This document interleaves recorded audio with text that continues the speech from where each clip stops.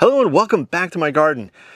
Today we're going to be planting up a few things. No garden tours today. The next garden tours I think we're going to probably do is mid to late summer. But if you want to see how the garden is progressing, you can obviously watch these videos, or you could also follow me over on Instagram, where I usually post up various pictures of something that's happening here in the garden, usually a plant that's flowering or even a behind the scenes photo. Also, if you didn't know, I do try to post things up on the YouTube homepage there under the posts section, quizzes, behind the scenes, polls, that kind of thing. So be sure to check that out. And of course, if you haven't been to my website, please check out my website, growinggrowingfinger.com. I've got all sorts of good stuff there, including resources page filled with different YouTube sites, books, stores, the works. With all that being said, what are we doing today? As promised, this morning I pulled back this weed fabric here that I had.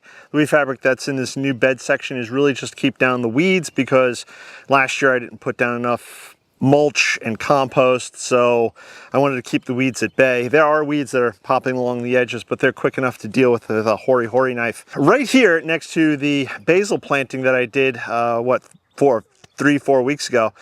Then I recently spoke about it in the flower garden tour. So if you haven't watched the flower garden tour, go back, watch that. But right here, I thought I would plant something that I wasn't intending on planting. But then as I walked around the garden and I was looking at what's flowering and what's happening, I thought to myself, I should probably plant some more right here. What am I talking about? Red hot pokers. These are divisions. They don't look like much, and they're not going to be much this year, but next year, as they get larger and more established, they should start flowering like many of the other red hot pokers that I have here and around the garden. I have at least two varieties that I know of. I don't know the name of one. Actually, I don't know the name of either one, but I have one that is white and green, and I have another one that is more of the traditional orange, red, yellow look. And I really enjoy them. They flower right on through the year. There's just no stopping them, and they do fill out the spaces quite nicely. Again, these are small because these are from divisions of a red hot poker that I dug up last year. I gave a bunch to a neighbor. I think I gave some to other family and friends, and now I'm going to plant up what I have remaining over on the potting bench. In previous years, for all you new subscribers, because there's a bunch of new subscribers, thank you for subscribing to the channel, I would just plant like clumps of 3, maybe 4. But then I looked around and I'm like, I've got a huge flower garden here. I need to do bigger mass plantings. So today I'm planting up 6 here, and we're going to do another clump somewhere else, which I'll show you in a minute. But first, the 6 will be going down here. I'm also going to do something else to this space because these guys aren't going to flower this year. So I'm going to do something else to this space that I'll show you in a second. So first, let's get these dropped into the ground, which requires me putting on gloves, because right up front there were fire ants this morning. I found a nest, and it has been raining here quite a bit lately. In the past, I'd say 3-4 days, we've gotten a couple inches of rain at least, maybe 2.5 inches. It's not a tremendous amount, but it is enough to drive the ants out of the ground. Gloves, always a necessity. This guy's a little pot bound, but that's okay. We'll tease the roots. And my initial thought is just to do 2, 2, and 2 in a nice grid, but then that doesn't give me the desired effect of that sort of natural clump. So I'm going to drop the first one here towards the front. There we go. And these guys will fill out. They will get as big as as big as they can. And that's why I'd say 3 to 5 years, depending upon where you live. And if you grow red hot pokers and you have a different opinion, please leave that comment below. But I would say every 3 to 5 years you have to dig them up and divide them. Otherwise the clumps get too large. So that's one. And if I'm correct, these are all of the red-yellow variety. Again, whatever name that is. I bought these, I think I got these in New York, or I bought them when I first came down here. One of the two. This one's go right there. Get that guy tucked in. I think this one is going to go a little closer to the edge over here by the basil.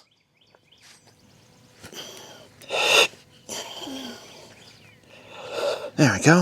I think I'll pull one back in and put it towards the middle over here, a little closer. Again, a little root bound, not a big deal. Just tease these roots out. There we go. And then I think one, maybe here, not so close. Now I got to leave room to the back because if you remember when I did the flower garden tour, I mentioned I was going to have a hedge in the back. So that's growing right now, but it'll take another 3 to 4 years before you guys actually really notice it. Because I planted small seedlings. And I think I'm going to do this one further to this side.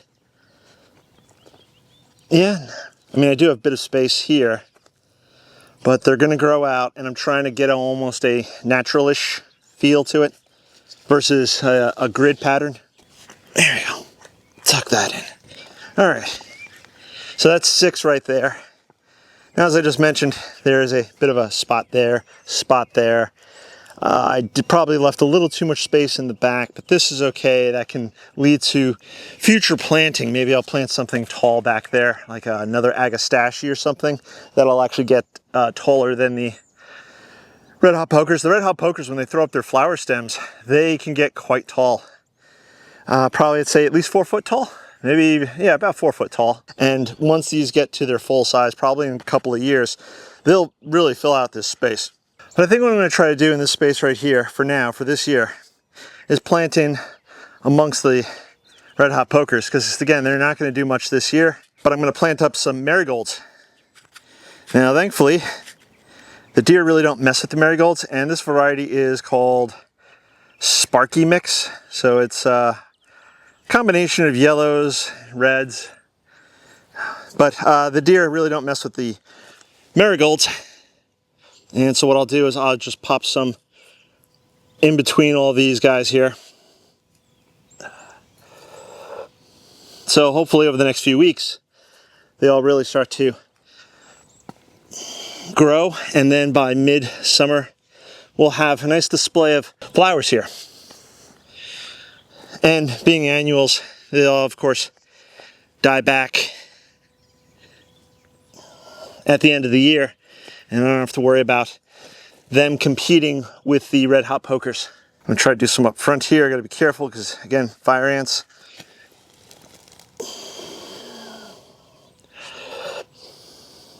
Drop those in there.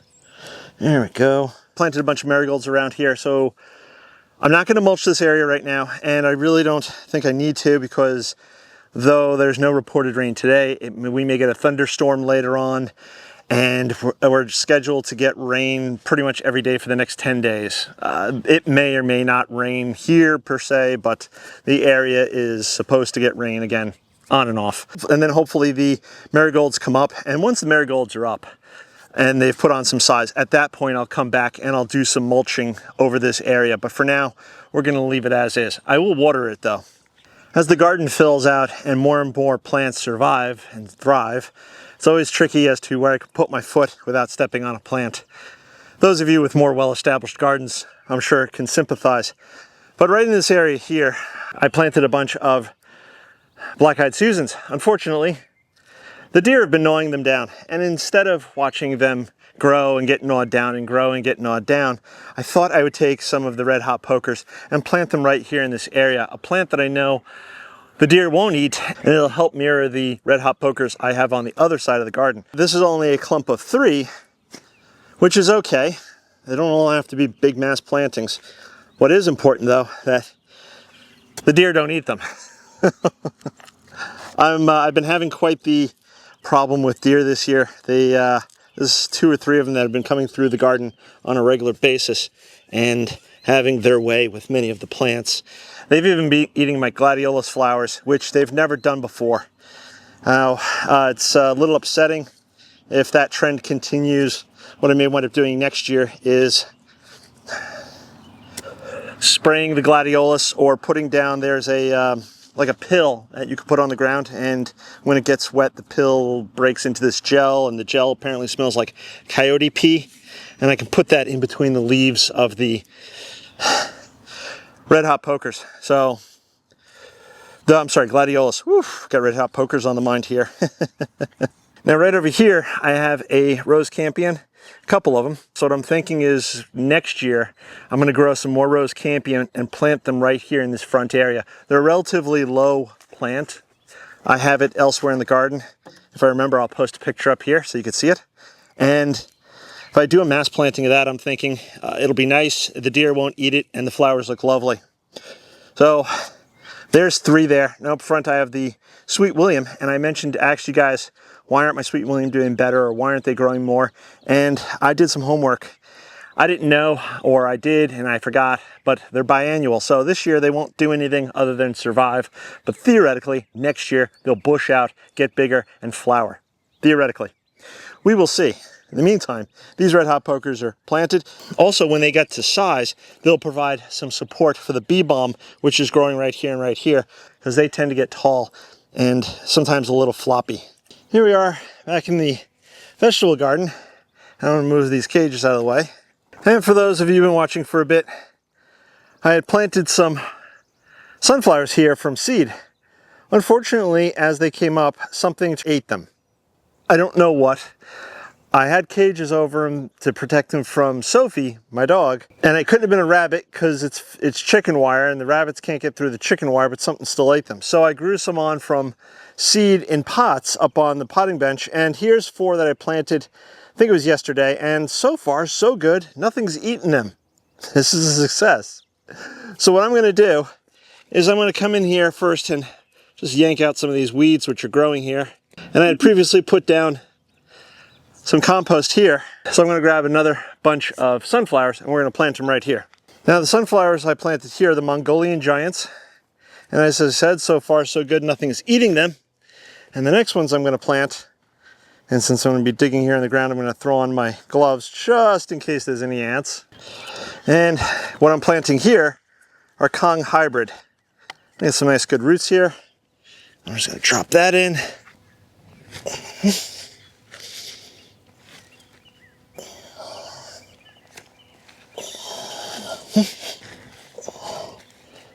There we go. So I've got 4 more sunflowers planted, and hopefully nothing comes along and eats these. My thinking is that maybe it was a beetle of some sort that was coming in and then chopping off the young seedlings. I'm not sure. I think it's in shot, but there's a plastic tub right here I want to show you guys. Right in here, I have Joker sunflowers growing.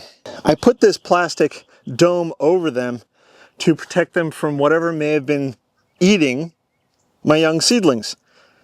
And I pushed some dirt up against it. If my theory is correct and it was a beetle, they could dig underneath if they really wanted to. I have the top vents open to allow for ventilation, but they're growing and they're getting quite large. I think I'm going to let them go just a little bit longer, and then I'll remove the lid here. The sunflowers themselves, there's no sign of stress so far as browning or anything, so even though it is getting really hot, there's enough moisture in the soil and there's enough humidity in the air. I'm thinking that they're just happy and they're growing and they're getting bigger. So we will see. I'll probably move this cover probably later this week maybe, or early next week, depending upon how fast they grow and how quickly they put on their first set of true leaves. I think that's going to be the trick. Or I may leave it on yet even longer if the sunflowers I just planted behind me here wind up getting eaten. There is one more thing I want to plant today, so let me show you that.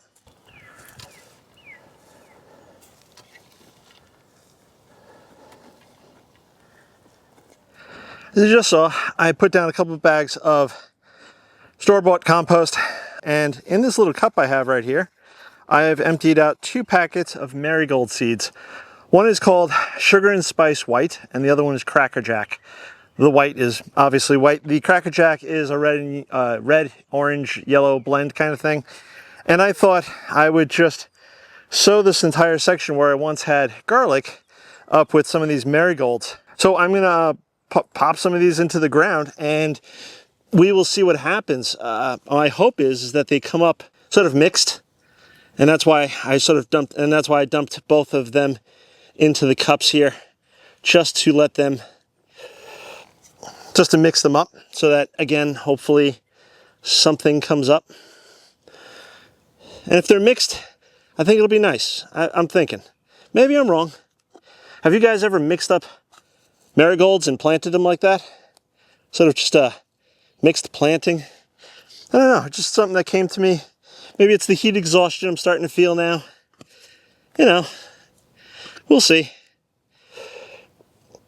And hopefully whatever else has been eating my sunflowers and other seeds won't eat these. I hope. Whew. Before I fall down from the heat, because it is quite warm today, there is a breeze, which, oh man, that breeze just feels like $1 million. It's just wonderful. Ooh, oh, that's so nice. Whew. That's what's been keeping me alive today. I want to show you one more thing here in the vegetable garden.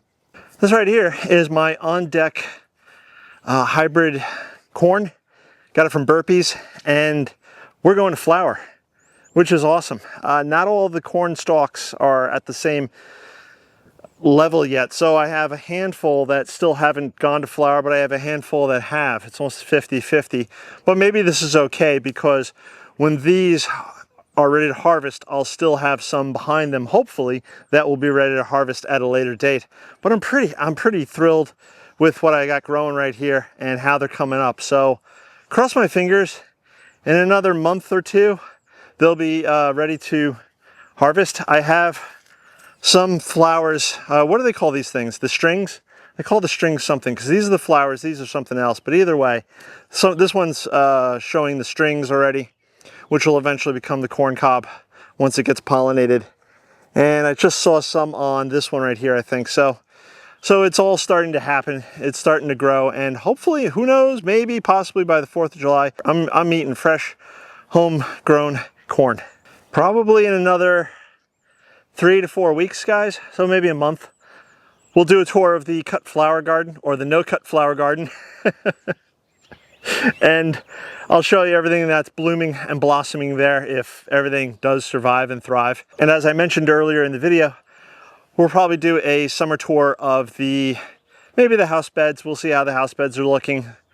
And definitely the vegetable garden, and of course the flower garden.